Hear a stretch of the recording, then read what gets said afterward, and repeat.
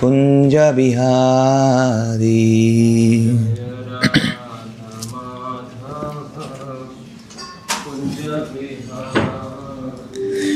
जय राधा माधव कुंज बिहारी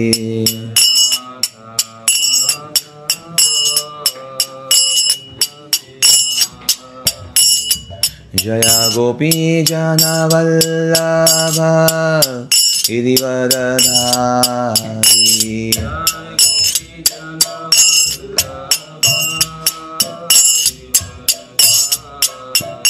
जय गोपी जन वल्लभ गिरिवरधारी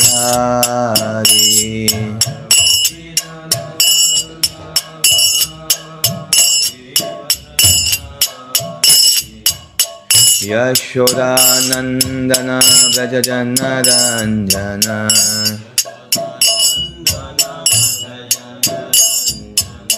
यशोदानंदन व्रज जनरंजन यमुनातीरवनचारी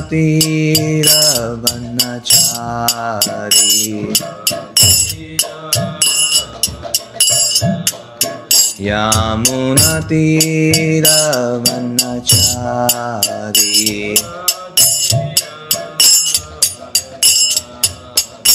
जय राधा माधव कुंज बिहारी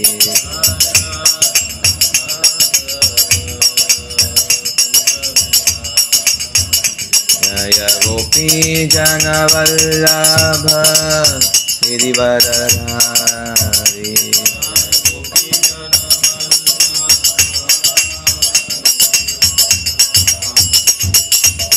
यशोदानंदन व्रज जनरंजन यमुनातीरवनचारी जय राधा माधव कुंज बिहारी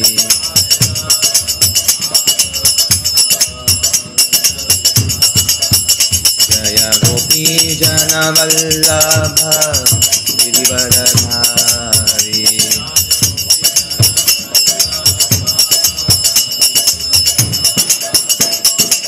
यशोदानंदन व्रज जनरंजन यशोदानंदन व्रज जनरंजन यमुनातीरवनचारी यमुनातीरवनचारी जय राधा माधव कुंज बिहारी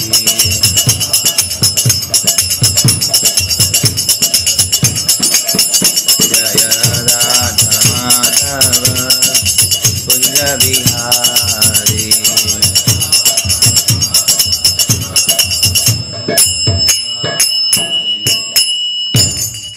जय ओम विष्णुपाद परमहंस परिव्राजक आचार्य अष्टोत्तरशत श्री श्रीमद् अभय चरणारविंद भक्ति वेदांत स्वामी श्रील प्रभुपाद की जय। इस्कॉन विभूति संस्थापक आचार्य श्रील प्रभुपाद की जय। अनंत कोटि वैष्णव वृंद की जय। नामाचार्य श्रील हरिदास ठाकुर की जय। प्रेम से कहो जय श्री कृष्ण चैतन्य प्रभु नित्यानंद श्री अद्वैत गदाधर शिवासादि गौर भक्त वृंद की जय। श्री श्री राधा कृष्ण गोपिका श्याम कुंड राधा कुंड गिरिराज गोवर्धन की जय। वृंदावन धाम की जय। नवदीप मायापुर धाम की जय। पुरुषोत्तम क्षेत्र जगन्नाथ पुरी धाम की जय।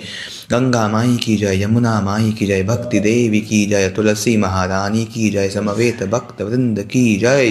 गौर प्रेमानंदे Hari Hari Hari Hari. All glories to assembled devotees Hare Krishna. All glories to assembled devotees Hare Krishna. All glories to assembled devotees Hare Krishna. All glories all Shri Shri Guru and Gauranga. All glories to Shri Bhaktivedanta Swami Srila Prabhupada.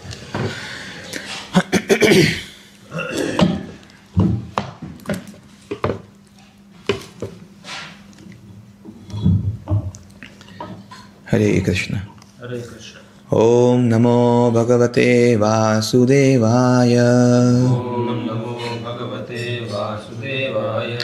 ओम नमो भगवते वासुदेवाय। ओम नमो भगवते वासुदेवाय। ओम नमो भगवते वासुदेवाय। ओम नमो भगवते वासुदेवाय। तो हम पढ़ रहे हैं ग्रंथराज श्रीमद् भागवतम से तीसरा स्कंद अध्याय 20, जिसका शीर्षक है मैत्रेय विदुर संवाद और श्लोक संख्या 21। देवस्तानाः संविघ्नो मां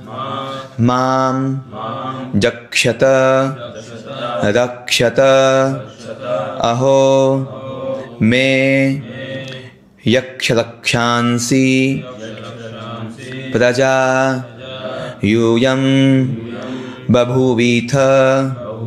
बभूवीथ। देवस्तानाः संविघ्नो मां जक्षत रक्षत अहो मे यक्षरक्षांसि प्रजा यूयं बभूविथ। देवस्तानाः संविघ्नो मां जक्षत रक्षत अहो मे यक्षरक्षांसि प्रजा यूयं बभूविथ। देवस्तानाः संविघ्नो मां जक्षत रक्षत अहो मे यक्षरक्षांसि प्रजा यूयं बभूविथ। दोहराई।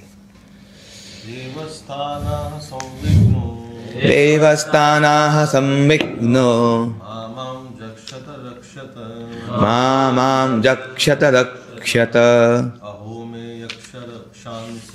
अहो मे यक्षत रक्षांसि प्रजा यूयं बभूविथ।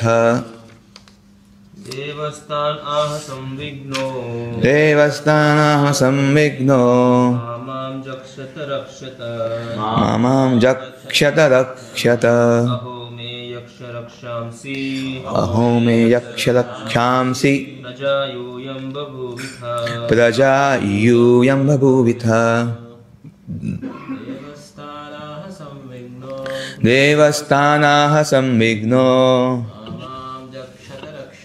मां जक्षत रक्षत अहो मे यक्षरक्षांसि प्रजा यूयं बभूविथ। शब्दार्थ, अनुवाद तथा तात्पर्य ऐसी भक्तिवेदांत स्वामी प्रभुपाद जी के द्वारा। श्रील प्रभुपाद की जय।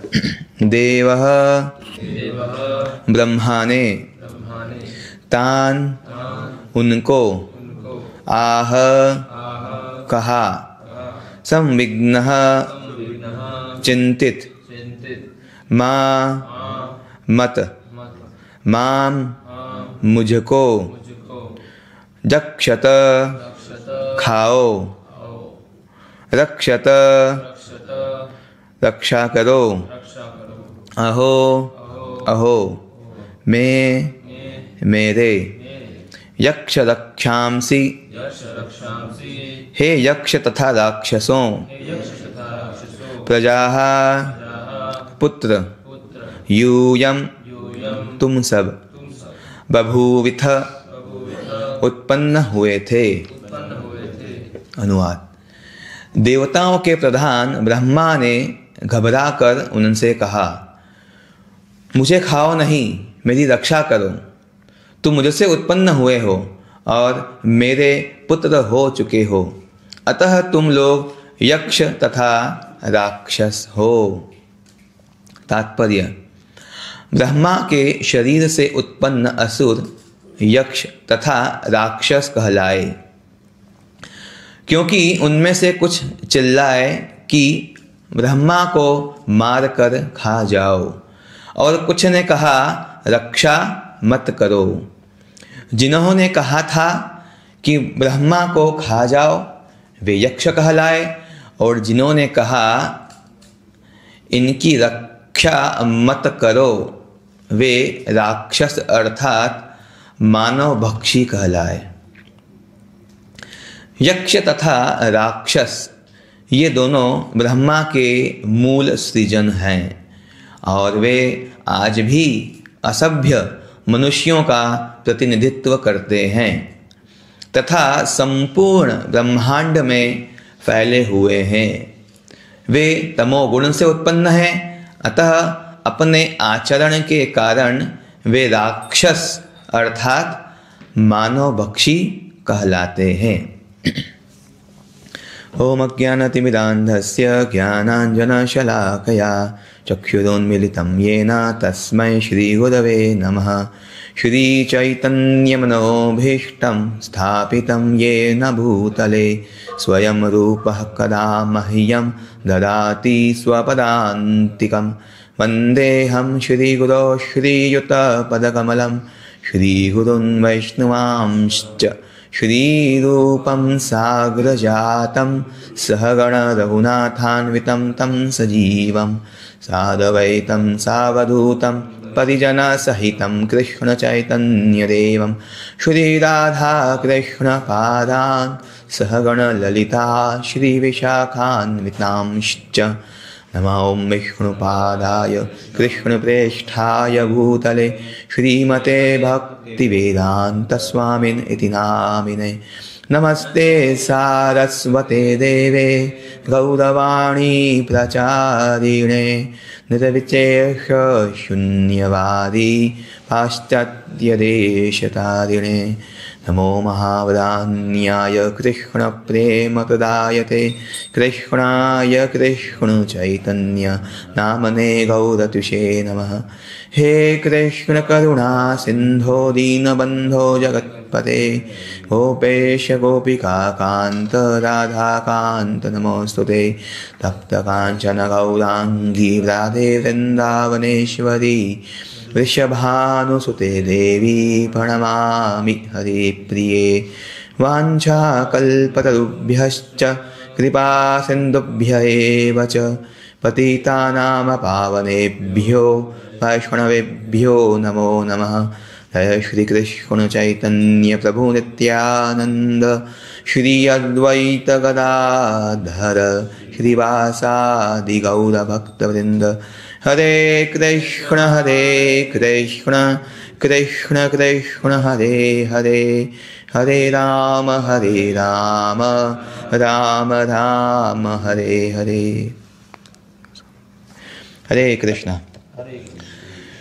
श्रीमद् भागवतम तीसरा स्कंद अध्याय 20 मैत्रेय विदुर संवाद श्लोक संख्या 21। देवस्थानः संविघ्नो माम जक्षत रक्षत अहो मे यक्ष रक्षांसि प्रजायूयम बभूविथ। देवताओं के प्रधान ब्रह्मा ने घबराकर उनसे कहा, मुझे खाओ नहीं, मेरी रक्षा करो। तुम मुझसे उत्पन्न हुए हो और मेरे पुत्र हो चुके हो, अतः तुम लोग यक्ष तथा राक्षस हो। तो यहाँ पर ब्रह्मा जी के जो मूल सृजन है उनका वर्णन किया गया है। ब्रह्मा जी ने संतानें उत्पन्न की, कैसे? बिना किसी स्त्री के द्वारा। तो यहाँ पे दिख रहा है कि ब्रह्मा जी जो है वो कैसे हैं? आत्मनिर्भर, इंडिपेंडेंट ऐसा प्रतीत हो रहा है, लेकिन वास्तविकता कैसी है कि उनको भगवान ने क्या है, शक्ति प्रदान की है।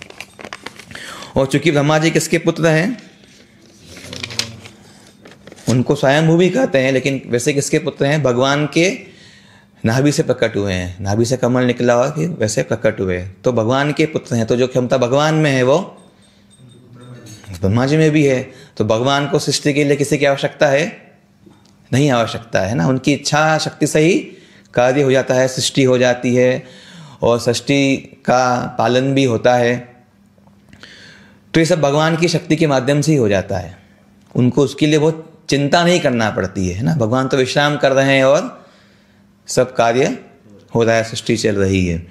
तो वैसे ही ब्रह्मा जी भी यहाँ पर ऐसा प्रतीत हो रहा है कि इंडिपेंडेंट अपनी खुद की शक्ति से ही क्या कर रहे हैं, रचना कर रहे हैं, लेकिन वास्तव में उन्हें शक्ति प्राप्त हो रही है भगवान से। तो यहाँ पे ब्रह्मा जी ने सृष्टि करी किसकी, यहाँ पे देख रहे हैं यक्ष और राक्षस। इस श्लोक के में हम देखें तो प्रभुपाद जी तात्पर्य में बताते हैं यक्ष तथा राक्षस ये दोनों ब्रह्मा के मूल सृजन हैं। तो क्या है कि ब्रह्मा जी उत्पन्न किए यक्ष और राक्षस को, और यहाँ पर इनकी मानसिकता कैसी है या इनका कैसा स्वभाव है ये बताया गया है। तो जैसे ही वो उत्पन्न हुए उसके बाद वो क्या कहने लगे, इसके पहले श्लोक में ऐसा बताया गया है, भूख तथा प्यास से अभिभूत होकर वे चारों ओर ब्रह्मा को खा जाने हेतु दौड़े और चिल्लाए, उसे मत छोड़ो, उसे खा जाओ। तो इस प्रकार क्या हुआ, ये उनका स्वभाव है कि जिनसे उनकी सृष्टि हुई, जिनसे उनको जीवन मिला, उसी को क्या कर रहे हैं ये, उसको उनकी हत्या के लिए, उनको खाने के लिए, उनका भक्षण करने के लिए दौड़ रहे हैं। तो यह, इसमें ऐसा कोई आश्चर्य नहीं है। यह हम आज के समाज में हम देख सकते हैं कि जो माँ होती है, जो जननी कहलाती है, वो खुद ही क्या कर रही है आजकल, अपने ही संतान को, अपने ही खून को, जो भी कह लें हम, क्या कर रही है, उसकी हत्या कर रही है और जोर शोर से कर रही है। अपने आप को क्या कह रहे हैं, एजुकेटेड, हम बहुत कैसे हैं, बहुत सभ्य हैं, बहुत हम लोग शिक्षित हैं, और उसका उपयोग किस में कर रहे हैं, हत्या करने में। जबकि शिक्षा का उपयोग किस में होता है, किसी के जीवन की रक्षा करने में होना चाहिए। वहां पर ये क्या कर रहे हैं, उसके विपरीत हत्या कर रहे हैं। तो प्रभुपाद जी इसको क्या कह रहे हैं कि ये कौन है, ये यक्ष तथा राक्षस हैं, ये असुर हैं, और इस तरह के जो लोग हैं, असभ्य मनुष्य, इनका ये प्रतिनिधित्व करते हैं यक्ष और राक्षस, और ये संपूर्ण ब्रह्मांड में फैले हुए हैं। प्रभुपाद जी लिख रहे हैं ये सब लोग, ये इस तरह की जो लोग ये कहाँ के हैं, सब जगह फैले हुए हैं। कोई जगह से नहीं रहे कि ऐसा कुछ बचा नहीं है, बहुत सब जगह, कुछ जगह ऐसी कि जहाँ बहुत सभ्य लोग हैं, और नहीं, इस आधुनिक जो सभ्यता है इसमें सब जगह किस तरह के लोग हैं, असभ्य मनुष्य हैं, और ऐसे आसुरिक प्रवृत्ति वाले, आसुरिक विचार वाले, आसुरिक स्वभाव वाले लोग जो उनका क्या कर रहे हैं, प्रतिनिधित्व कर रहे हैं। और इस तरह से समाज में क्या फैली हुई है, अराजकता फैली हुई है, दुख फैला हुआ है, क्योंकि इस तरह के लोग क्या कर रहे हैं, उनका प्रतिनिधि कर रहे हैं। और सब जगह हत्याएं हो रही हैं, भ्रूण हत्याएं हो रही हैं, बच्चों की हत्याएं हो रही हैं, और अपना पेट भरने के नाम पर कितने ही जीवों की जो है हत्याएं हो रही हैं। तो जो किसी का भक्षण करते हैं उनको यहाँ पे राक्षस कहा गया है। खास करके मानव बक्षी यहाँ पे उपात जो है इसको बताते हैं, राक्षस अर्थात मानव बक्षी कहलाए। तो कल ही मैं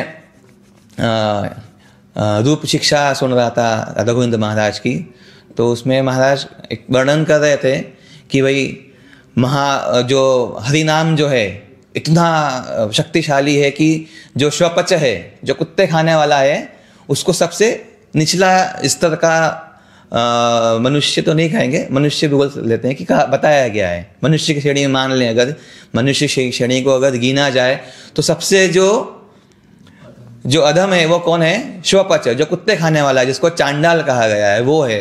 तो महाराज कह रहे थे कि कोई सोचेगा अरे वाह, इसमें तो गाय खाने वालों का नाम ही नहीं है, हम तो मतलब इससे ऊंची श्रेणी में है।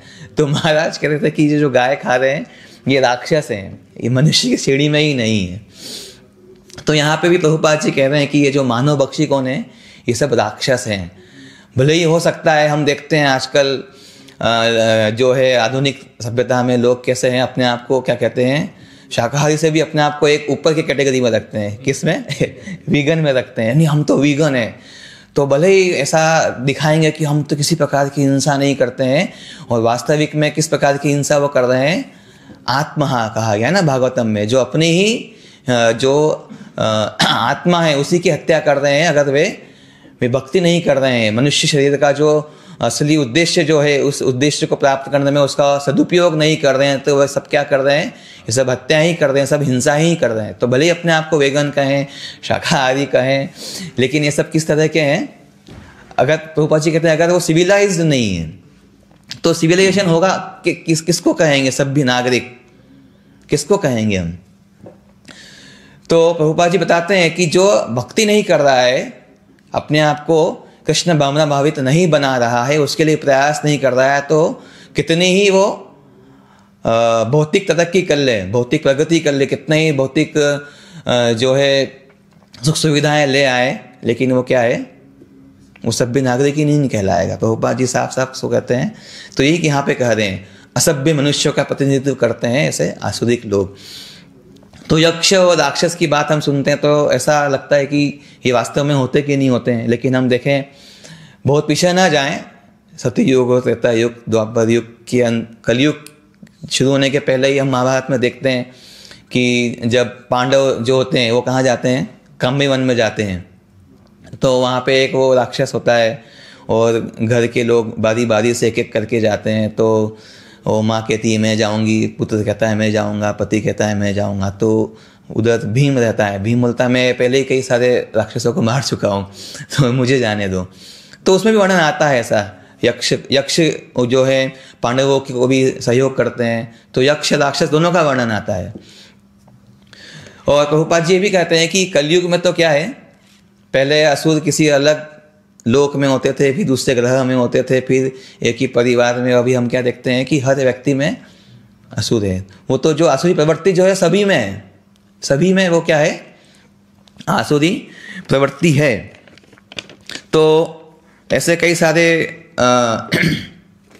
सारी श्रेणी हम देखते हैं कि जो दानु के जो वंशज हुए वो दानव कहलाए, मनु के मानव, वैसे ही दीति के जो पुत्र हुए वो दैत्य हुए, अदिति के जो हुए वो देवता हुए, आदित्य हुए। फिर ऐसे ही यक्ष हैं, फिर राक्षस हैं, किसी कोई असुर भी कहा जाता है। तो ऐसे अलग अलग इनकी प्रवृत्तियां हैं। तो खास करके जो राक्षस है वो क्या करते हैं? मानव भक्षी होते हैं। तो यहाँ पे वही कहा गया है कि तुरंत पैदा होते से क्या करे, ब्रह्मा जी को ही खाने के लिए दौड़े, खा जाओ इनको।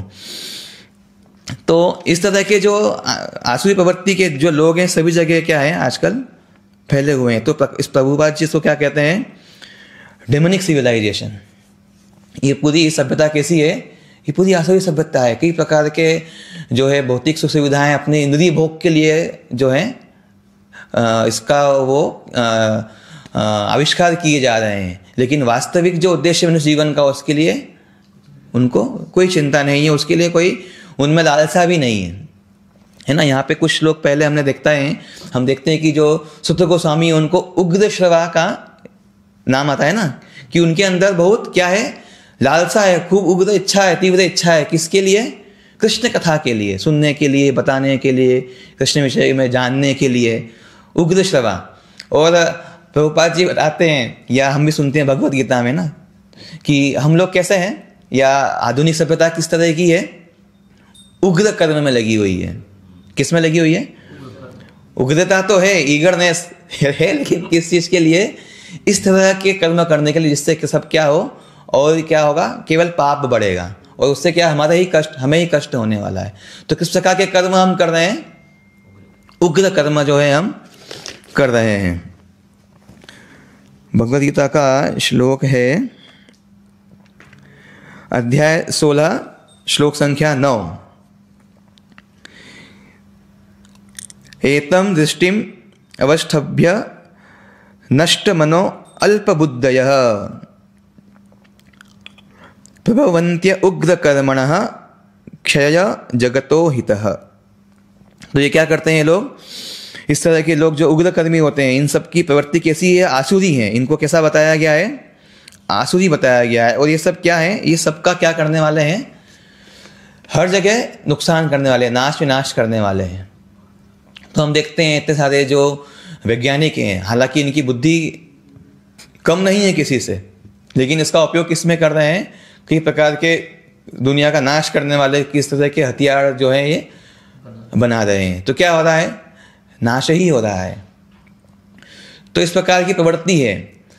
तो या तो भौतिक रूप में नाश करेंगे या फिर इस प्रकार के नास्तिकवाद सिद्धांत लेके आएंगे, जिससे क्या होगा, वहाँ भी जो है थोड़ी बहुत भक्ति में कुछ लालसा है, इच्छा है, तो उसका भी क्या कर दिया जाता है, नाश कर देते हैं।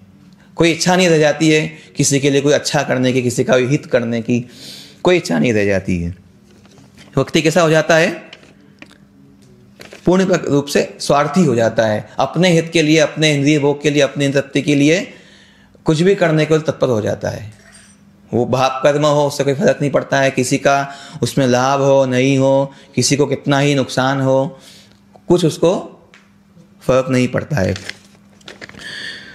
तो प्रभुपाद जी कहते हैं कि हमको इनसे उठकर क्या बनना है, हमको सभ्य व्यक्ति बनना है। और सभ्य व्यक्ति कैसे बना जाए, कहाँ से सभ्यता हमारे अंदर आए। कई प्रकार के हमारे खुद के कर्म हैं, प्रारब्ध हैं, उसका भी हम भोग रहे हैं, उससे भी हम जूझ रहे हैं। तो बताया गया है आहार शुद्धि। सबसे पहले क्या होना चाहिए, आहार शुद्धि। यहाँ पे भी ये खाने की बात ही कर रहे हैं ना, तो क्या है, मांसाहार करेंगे तो किस तरह का हमारी मानसिकता होगी, है ना, पूर्ण रूप से तमोगुणी रहेंगे, आसुरी रहेंगे, इस प्रकार की विचार ही आएंगे। किस तरह के, बस हर जगह नाश विनाश करो और खुद के लिए इंद्रिय भोग करो, इंद्रिय तृप्ति करो। तो बहुत महत्वपूर्ण है। भगवान तो पूरा एक अध्याय भगवद्गीता में से बता दिए हैं, किसके ऊपर, खाने के ऊपर। सत्वगुणी हमारा भोजन होना चाहिए, सत्वगुणी कैसा होता है, रजोगुणी कैसा होता है, तमोगुणी कैसा होता है, तो बहुत बहुत इंपॉर्टेंट है, बहुत महत्वपूर्ण हमारे लिए है। और रूप गोस्वामी हम जिस संप्रदाय में हैं, वो जो वैष्णव है, रूपानुगा कहलाते हैं। रूप गोस्वामी जो शिक्षा दिए हैं उसका पालन हमको करना है। तो रूप गोस्वामी भी जो उपदेशामृत देते हैं, बताते हैं, उपदेशामृत में जो उपदेश दे रहे हैं, सबसे पहला ही क्या होता है, शुरू करते हैं कहाँ से, वाचो वेगम, वाचो वेगम, मनसा क्रोध वेगम, जीवा वेगम, हृदयोपस्थ वेगम। तो उपदेश दे रहे हैं। ऐसे एक लेक्चर में सुन रहा था, एक प्रभु जी बता रहे थे कि ऐसे आजकल जो मायावादी की भी अपने अपने उपदेशामृत होती है 8-10 श्लोकों की। तो मुझे याद आया कि जब छोटे थे तो देखा होगा, अभी भी देखते हैं हम, कई सारी किरानों की दुकानों पे या कई सारी दुकानों पे लिखा होता है गीता के उपदेश, 10 लाइन लिखी होती है, क्या लाए थे, क्या ले जाओगे, क्या तुमने खो दिया, क्या पाया, इस तरह का 10 लाइनें लिखी होती है। तो पहले लगता था कि वाह यार कितना अच्छा लिखा हुआ, जब गीता जानते नहीं थे। लेकिन अब जब गीता हमने पढ़ ली तो गीता में से उसमें एक शब्द भी नहीं है। तो ऐसे अपने लोगों के अपने अपने उपदेशामृत होते हैं और हम उनको सही भी मान लेते हैं, है ना, क्योंकि हमने वास्तविक शास्त्र का अध्ययन ही नहीं किया है, हमको ऐसी ट्रेनिंग भी नहीं दी गई है, हमको ऐसा बताया भी नहीं गया है, हमको बस गधा बनाया जा रहा है जो है आधुनिक शिक्षा के माध्यम से, बस नौकरी करो नौकरी करो। तो ऐसे लोगों के अपने अपने उपदेशामृत होते हैं। लेकिन वास्तविक जो साधु हैं, जो ऋषि हैं, जो वैष्णव, जो हमको ग्रंथ प्रदान किए हैं और उसमें अपनी टिप्पणियाँ प्रदान की है कैसे उसको अपने जीवन में, उसको आचरण में लाया जाए, तो रूप गोस्वामी खुद बता रहे हैं कैसे है, वाचो वेगम और मनसा क्रोधे वेगम, जीवा वेगम। तो जो जीवा है उसके 2 कार्य है ना, एक तो बोलना और भोजन करना। प्रभुपाद भी ये बताते हैं हमें, क्या कहता बताते हैं, पहले चैंट हरे कृष्णा, भगवान का नाम जप करो, एंड ईट कृष्ण प्रसादम, और भगवान कृष्ण का प्रसाद ग्रहण करो। जीवा का ये 2 कार्य हैं और इन 2 कार्य में हमको लगाना है। लेकिन सबसे महत्वपूर्ण उसमें क्या है, चैंट, भगवान के नाम का जप करें, हरे कृष्ण कृष्ण कृष्ण हरे हरे, हरे राम राम राम हरे हरे। और सबसे पहली चीज प्रभुपाद ने यही किया ना, लोगों को हरिनाम सुनाया, लोग हरिनाम किए। हम भी आते हैं तो हम भी क्या करते हैं, शुरू में हमको जप कराया जाता है किसी भी माध्यम से, या तो नाच गाने के माध्यम से साथ में डांस करते हुए जप करते हैं, या बैठ के बोल के जप कराया जाता है कि नहीं आपका मन शांत होगा, आपका कंसंट्रेशन बहुत बढ़ेगा और आपकी पढ़ाई में आपका मन लगेगा। ये सब तो उसके बाय प्रोडक्ट हैं, ये सब तो ऐसा ही हो जाना है। लेकिन वास्तविकता क्या है कि हमें किसी न किसी प्रकार से भगवान नाम जप में रुचि आए, वो हमारी दिनचर्या में जो है उसको हम शामिल करें। तो सबसे महत्वपूर्ण क्या है, जब जैसे हम सुनते हैं कई बार, कई भक्त बताते हैं, प्रभु जी बताते हैं कि प्रभुपाद जी से एक भक्त मिले और उन्होंने चूहे की बात करी किचन में, तो उन्होंने क्या कहा कि आपका जप अच्छा नहीं हो रहा है। तो समझ में आता है कि भाई इसका कनेक्शन क्या है। लेकिन बताते हैं प्रभुपाद जी कि हम शुद्ध रहेंगे, जप करेंगे तो मन अच्छा रहेगा, सत्वगुण में रहेंगे तो वैसा हम सफाई रखेंगे। तो वैसे ही हर जगह ये जो है लागू होता है। हम अच्छे से जप करेंगे तो क्या होगा, हम सत्वगुण में रहेंगे तो उस प्रकार की हमारी रुचि भी आएगी। इस प्रकार से क्या, अभी देखिए जैसे शुरू में पहले इस्कॉन में आने के पहले, भक्ति में आने के पहले कई सारे लोग ऐसे होते हैं कि जो मांसाहार करते हैं, लहसुन प्याज खाते हैं, है कि नहीं। कई सारे ऐसे वैष्णव भी हैं गुजरात में, हम देखते हैं जो लहसुन प्याज भी नहीं खाते हैं, लेकिन कई सारे ऐसे लोग हैं इस्कॉन में आने के पहले खाते हैं, तो उनमें रुचि उनको होती है, उनको खूब अच्छा लगता है।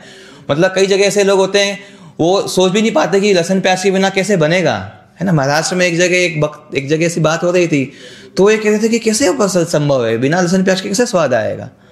मतलब वो तो उनकी कल्पना के ही परे हो, तो क्योंकि वैसे दिनचर्या नहीं है। लेकिन हम जब जप करते हैं, अच्छे से जप करते हैं, ध्यानपूर्वक जप करते हैं, तो क्या होता है, हमारा शुद्धिकरण होता है। तो वैसे ही क्या होती है, हमारी रुचि भी फिर बदल जाती है ना, तो ऐसा कठिन नहीं लगता है। अभी तो क्या होता है, कहीं बाहर जा रहे हैं, कहीं छोक लग रहा है लहसुन प्याज का, तो हमसे वो सहन नहीं होता है, सहन ही नहीं हो पाएगा हमसे, तो शुद्धिकरण हो रहा है। तो लेकिन सबसे प्राथमिकता किसकी है, जप करें, अच्छे से ध्यानपूर्वक जप करें, नाम श्रवण करें, कथा श्रवण करें।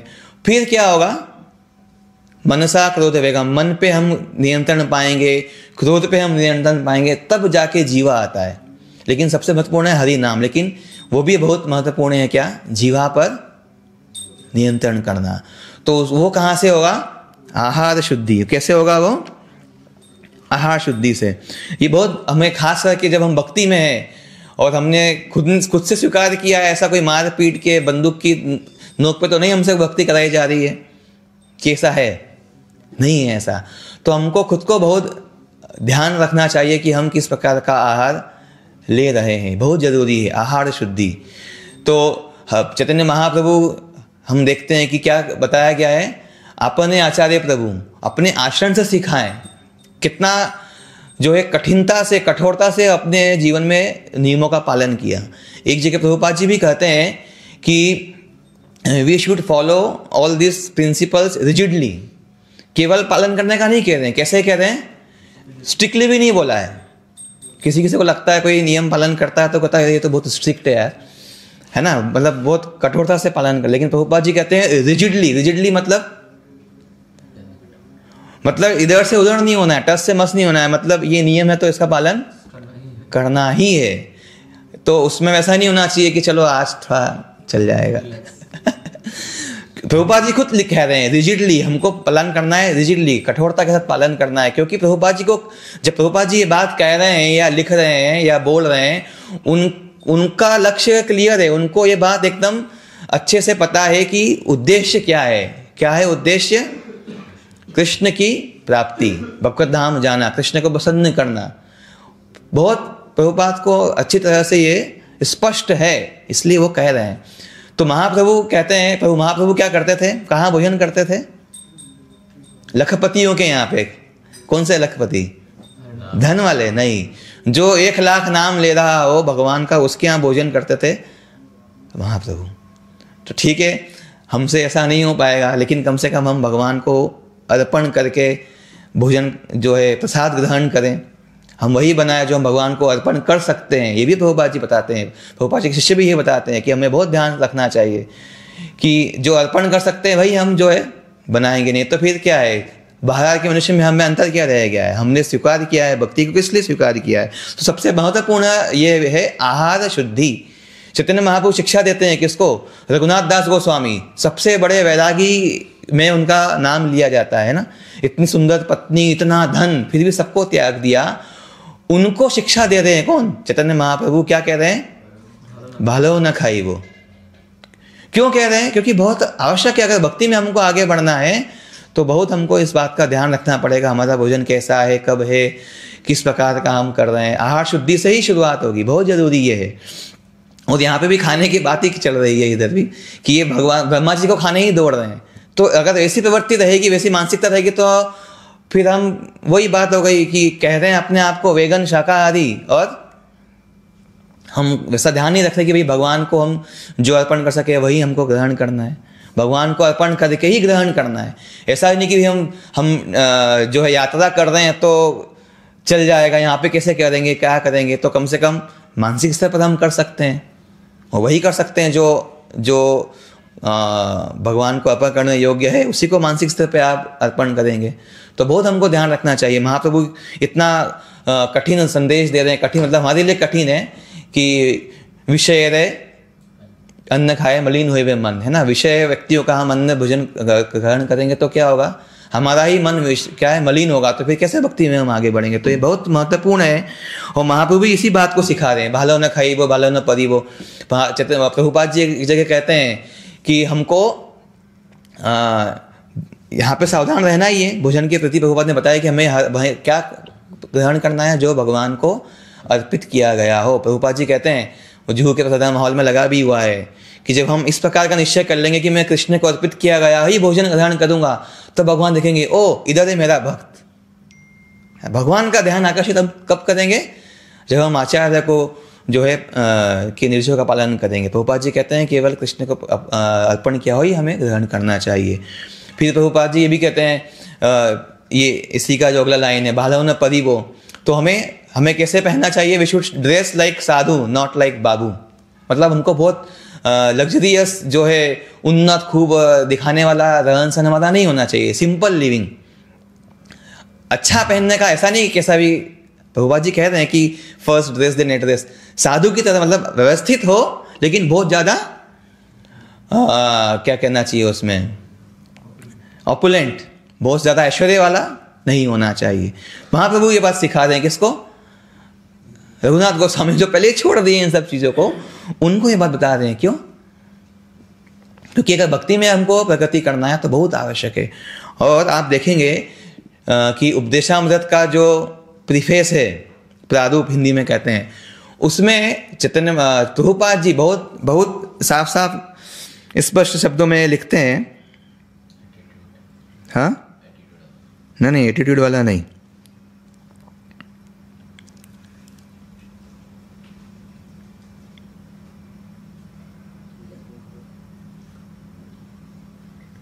A follower of the Krishna consciousness movement should become a perfect Goswami. तो केवल हम षड गोस्वामी की बात सुनते हैं और बहुत उनसे हम प्रेरित भी होते हैं कि किस प्रकार का जीवन उनका था, लेकिन प्रभुपाद जी यहाँ पे लिख रहे हैं किसके लिए, किताब में अच्छा लगेगा इसलिए कि नहीं बहुत उसकी प्रशंसा होगी, कितनी ऊंची सोच है। उस सोच के लिए प्रभुपाद जी की सोच तो दिख रही है, किस प्रकार का कार्य उन्होंने किया है वो उनके कार्य में दिख रहा है। लेकिन ये हमसे प्रभुपाद जी उम्मीद कर रहे हैं, हमसे ये एक्सपेक्ट कर रहे हैं, हमसे ये आशा रख रहे हैं कि हम क्या करें, गोस्वामी के स्तर का जो आचरण है अपने जीवन में एकदम से तो नहीं आएगा, लेकिन धीरे धीरे ग्रेजुअली हम लाने का क्या करें, उसको प्रयास करें। तो उसी बात को भगवान भी रजोगुणी तमोगुणी सतोगुणी भोजन की बात यहाँ करते हैं। और हम देखते हैं कि पहले जो ब्राह्मण होते थे वो तो हरी मिर्च भी नहीं खाते थे। अभी ऐसा सुनते हैं कि जो काली मिर्च सतोगुणी, तीखा अगर चाहिए सतोगुणी है, हरी मिर्च रजोगुणी है, और लाल मिर्च 40 दिन में शरीर में पचती है जाने के बाद, वो तमोगुणी है। वैसे ही मांसाहारी भी ऐसे ही होता है ना, बहुत दिनों तक सड़ता रहता है तब जाके पचता है।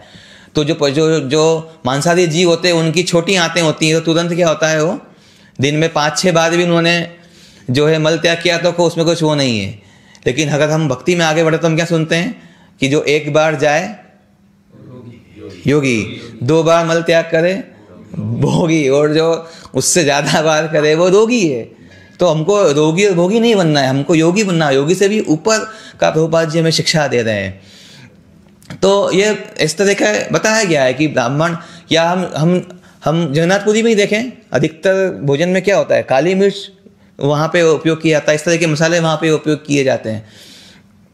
तो इस प्रकार का भगवान कृष्ण शिक्षा दिए हैं भगवत गीता में ही कि किस प्रकार का हमारा जो है भोजन होना चाहिए। और ये भी हम सुनते हैं कि भाई कृष्ण भक्ति के लिए सेवन मुखे ही जीवा दो, तो जीवा से ही जो है प्रारंभ होता है। तो हरि नाम और कृष्ण प्रसाद, कृष्ण का नाम और कृष्ण का प्रसाद, ये बहुत हमारे लिए आवश्यक है और बहुत ध्यान रखने योग्य है। तो अभी तो समय हो गया है। और भक्ति सिद्धांत जी भी एक बात कहते हैं कि हमें प्रचार करना है, तो केवल खुद के ही कृष्ण भक्ति में प्रगति तक हमको सीमित नहीं रहना है, उसके लिए प्रचार करना है। और जो रूप गोस्वामी जो ये श्लोक बोले हैं, वाचो वेगम मनसा कुदेगम, उसके अंत में क्या बोले हैं, पृथ्वीम स शिष्यात्। तो उस व्यक्ति को अपने तक सीमित नहीं रह जाना है, क्या करना है, प्रचार करना है। और प्रचार करने के लिए ये प्राथमिक योग्यता है, ये नहीं करेंगे तो प्रचार नहीं कर पाएंगे। प्रचार करना ही है, प्रचार करेंगे तो हम आचार्यों को और भगवान को प्रसन्न कर सकते हैं। तो हमको खुद को भी प्रगति करना है भक्ति में, और हमको प्रचार भी करना है। तो प्रचार कैसे होगा, शुद्धता से ही प्रचार होगा। जो हम शास्त्र में पढ़ रहे हैं, प्रभुपाद जो बता रहे हैं, उसको अगर आचरण में नहीं लाएंगे तो शुद्धता नहीं आएगी। तो अगर हम प्रचार के लिए चले भी गए, फिर उसका क्या होगा, उतना प्रभाव नहीं पड़ेगा। तो हमें बहुत सावधान रहना चाहिए कि हम क्या करें, अच्छे से पालन करें। और वास्तविकता में जिसको कहा गया है यहाँ पे, सभ्य नागरिक हैं तो कब करेंगे, अगर हम भक्ति करेंगे तो ही हम सभ्य नागरिक कहलाएंगे, नहीं तो तथाकथित जो है सभ्य नागरिक ऐसे बहुत हैं। लेकिन प्रभुपाद कहते हैं वह सब कैसे हैं, वे असुरों द्वारा क्या हो रहे हैं, गाइड किए जा रहे हैं, उनका नेतृत्व किया जा रहा है असुरों द्वारा। तो बहुत धन्यवाद। प्रभु जी कुछ अगर इसमें कहेंगे तो दीजिए।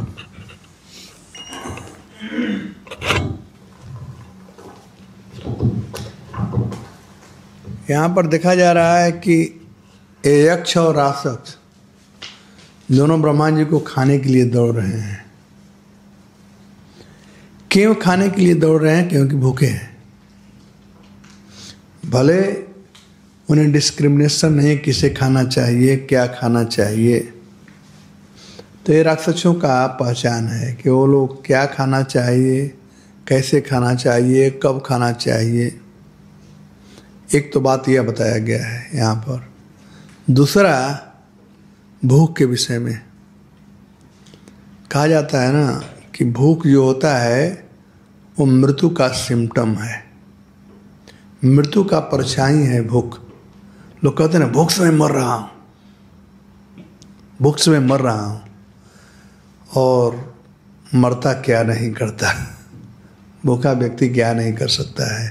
तो ये प्रमाण यहाँ पर देखते हैं कि भूख कितना खतरनाक है। लेकिन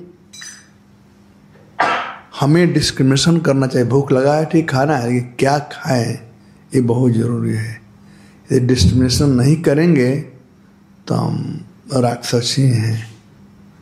और जैसा कि चंद्रपुर में बताया कि राक्षस वे काला, उनका परिभाषा कि राक्षस वे हैं जो मनुष्यों का मांस खाते हैं। यक्ष लोग मांसाहारी नहीं हैं, यक्ष लोग सात्विक प्रवृत्ति के हैं। उनको धन चाहिए, वे लोग वो भी इंजॉयमेंट के लिए है, लेकिन धन के द्वारा इंजॉय करना चाहते हैं। और वो धन का रक्षा करते हैं, और धनी है यक्ष लोग बेसिकली।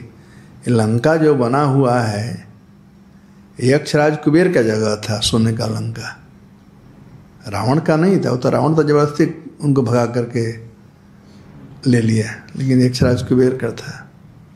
यक्ष लोग प्रायः वृक्षों में निवास करते हैं, कार्यस्थली है। इसलिए हम लोगों को तलाशरी में ज़्यादा से ज़्यादा वृक्षारोपण करना चाहिए कि यहाँ यक्ष लोग रहेंगे, वहाँ धन रहेगा, तो फिर फंड रेजिंग का कोई तकलीफ नहीं होगा। तो ज़्यादा से ज़्यादा वृक्ष लगाओ ताकि पैसा बना रहेगा। धन्यवाद। हरे कृष्ण। दैत्य क्या होता है? दैत्य लोग देवताओं के विरुद्ध रहते हैं, जो देवताओं पर अटैक करते हैं, स्वर्ग पर, वो दैत्य होते हैं। राक्षस और दैत्यों में समानता है, लेकिन वो बड़े बड़े राक्षस हैं, वो दैत्य कहलाते हैं, छोटे मोटे नहीं। राक्षस प्राय वही लोग हैं जो कि हैं, वो तो दानव है। रावण को राक्षस बोलते हैं। इसको असुर असुर भी कहा जाता है, असुर देवता नहीं ना। हाँ, असुर मतलब जो वो दैत्य असुर दोनों एक ही होते हैं। जो देवताओं के विरुद्ध हो वो असुर हैं। दानव और राक्षस ये दोनों एक हैं। एक जगह में सुना था, आपने बोला कि यक्ष लोग मांस नहीं खाते हैं। हाँ। लेकिन जब देवता लोग से स्वर्ग लोग का पतन होता है तो यक्ष लोग में जाते हैं वो लोग, यक्ष लोग को खा खत्म करते हैं। I don't know. पतन होता है तो यक्ष लोग में जाके खत्म हो जाते हैं और यक्ष लोग वो खाते हैं। तो हो सकता है वहाँ खाते होंगे, लेकिन जनरली वो मांस नहीं खाते हैं। जहाँ तक वो शाकाहारी होते हैं यक्ष लोग। यक्ष लोग देवता कैटेगरी में आते हैं, उनका पूजा होता है यक्षों की। कुबेर की पूजा होती है, वो सात्विक प्रवृत्ति वाले हैं। पता नहीं, देखना पड़ेगा इसको किस संदर्भ में कहा गया है। कहा कि देवताओं को पता होता था यक्ष लोग खाते हैं उनको। देवता लोग जो स्वर्ग से गिरते तो गिरते कहाँ, यक्ष को खत्म करते हैं, ऐसा मैंने सुना है। खा करके नहीं, लेकिन वो तो ऐसा सुनते हैं हम कि देवता ऊपर से आते हैं तो वो अनाज के रूप में फिर वो यक्ष खाने के बाद फिर अनाज में पड़े। अच्छा, ऐसे नहीं है बॉडी में। वो यक्ष लोग में जाते हैं, वो लोग यक्ष बॉडी से बोलते हैं कि आंसू से उनका प्राण निकल के ऊपर वो आते बाद वो ऐसे भूमि में चले जाते हैं। हाँ, भूमि में भूमि में बाद में वो खाते हैं।